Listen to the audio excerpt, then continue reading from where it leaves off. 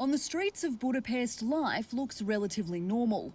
It's hard to imagine less than 2 months ago the country was recording the world's highest number of daily COVID deaths per capita. COVID hospitalisations are the lowest they've been since September. Daily deaths have dropped below 10 2 days in a row. The number of new infections is decreasing. The percentage of positive tests is quite low. This is a good news, 1.3% of all tests. This shows that the third wave of the epidemic has, we can say this with confidence, been overcome. More than half the population have had at least one dose of COVID vaccine, with 3 more shipments of Pfizer, Moderna and Janssen arriving this week.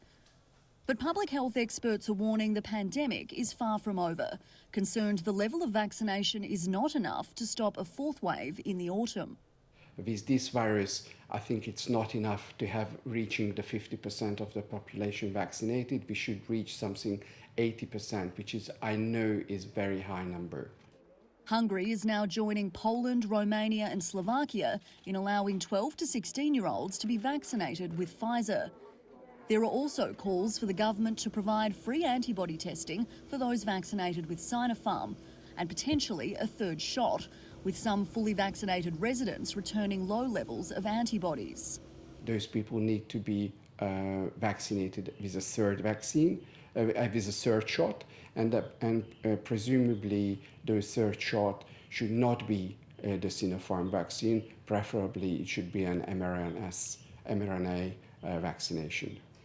For most services in Hungary, you require a vaccine protection certificate. But as of next week, small villages will be allowed to host outdoor cultural events without vaccine protection.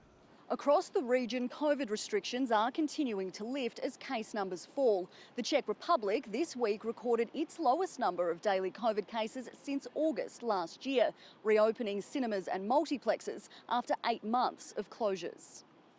In less than 2 weeks' time, the Czech border will also open to all EU and Serbian citizens under COVID conditions.